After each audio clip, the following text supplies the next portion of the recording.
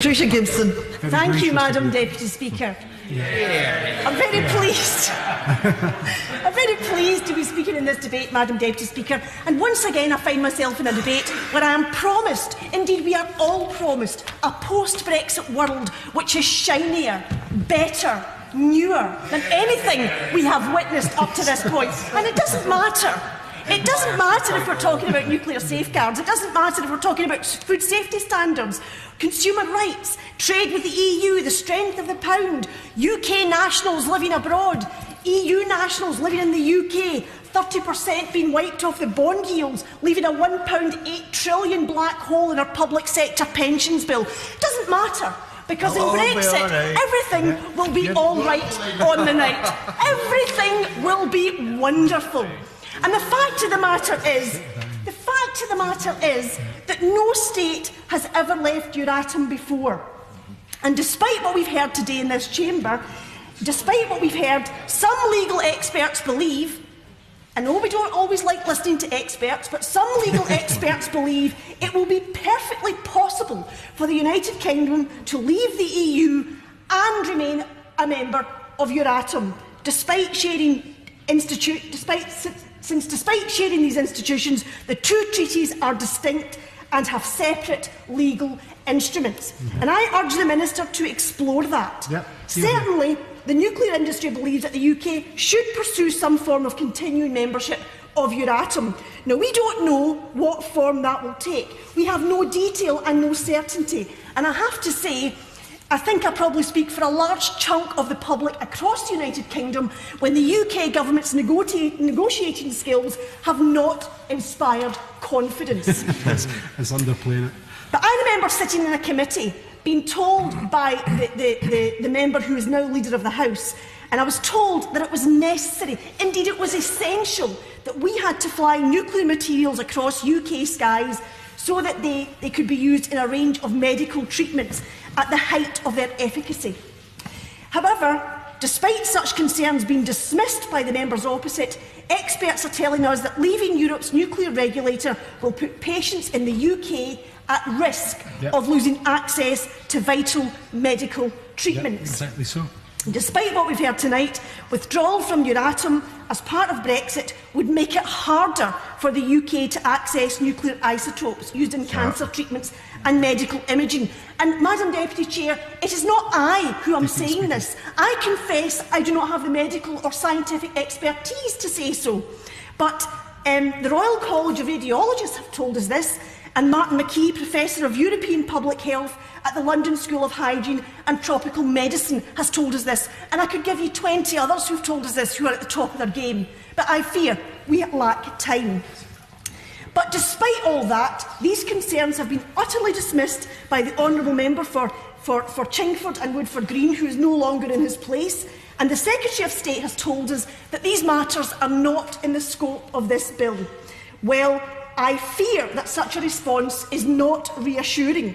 And I am also alarmed, as I'm sure many others would be, that somebody who is qualified as an economist sees fit to contradict medical experts. Euratom is responsible for coordinating and regulating the transport, use and disposal of nuclear materials in Europe, including many of the isotopes used in radiotherapy and some kind of body scans.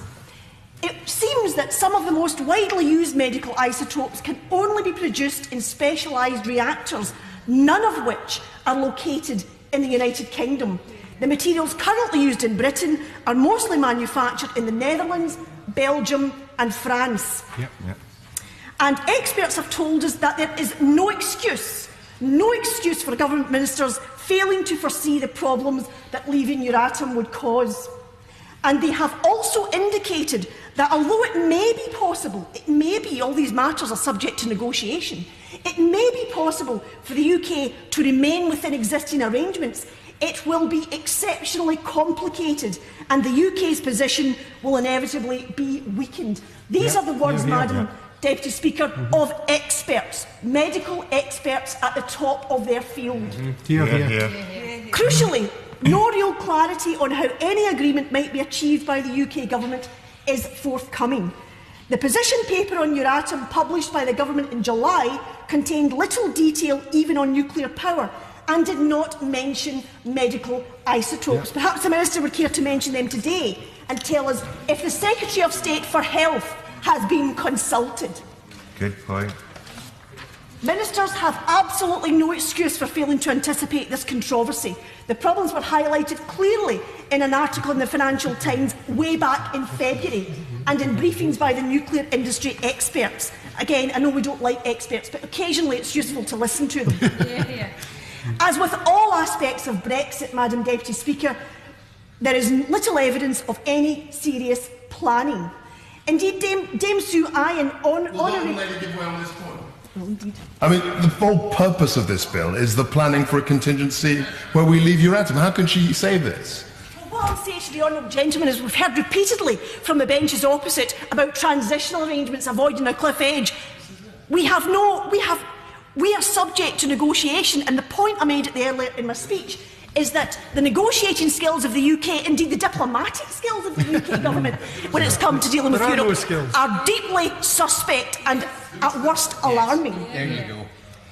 Dame Sue Ian, Honorary President of the Nuclear Skills Academy and former Chair of the Nuclear Innovation Research Advisory Board, has pointed out that if suitable and robust alternatives to leaving Euratom are not in place, the potential impact may mean that you cannot move material or intellectual property or services or components or medical isotopes.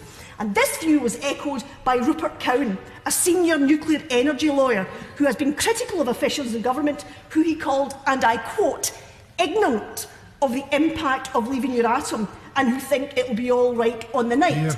It won't, he said. And if he's tired of hearing it being all right on the night with regards to Euratom, imagine what he'd make of the list I had at the start of my speech.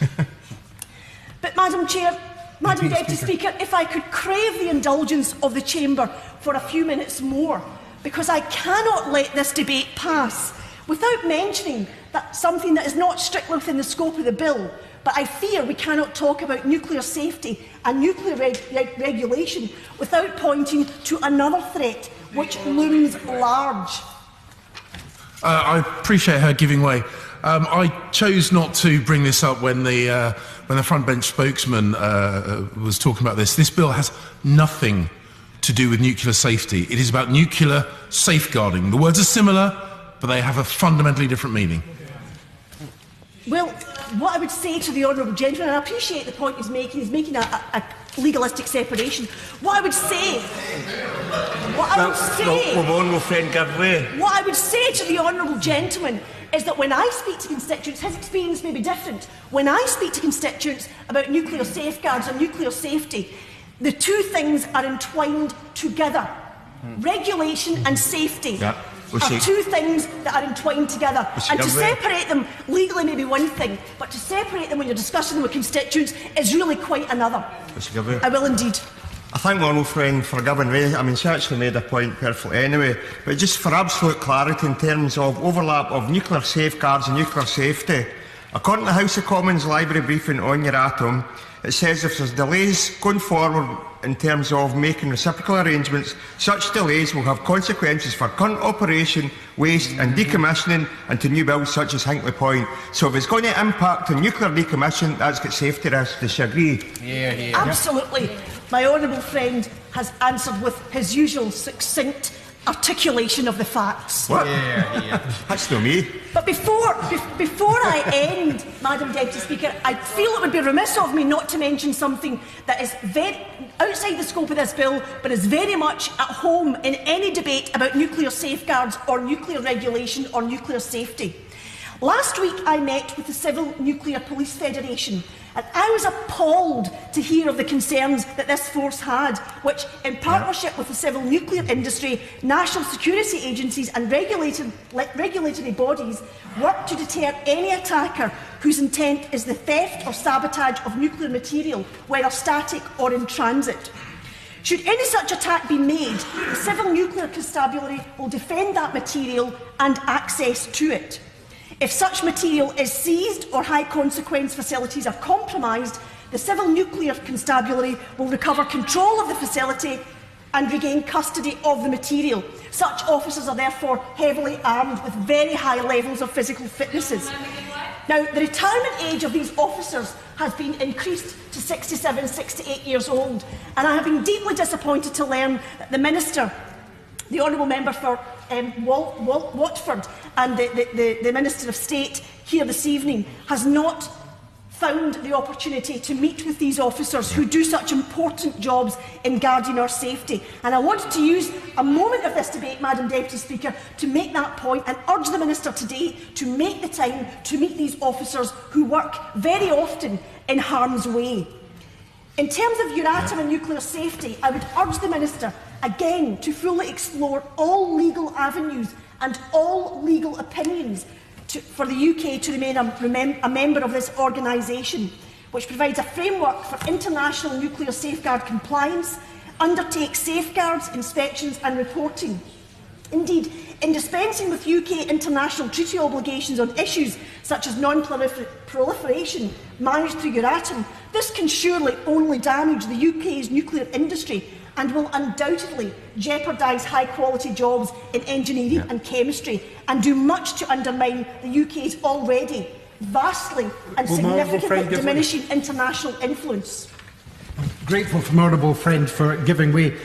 The point she's making just now about the breadth of issues that are not covered in the narrow focus of this bill is actually key.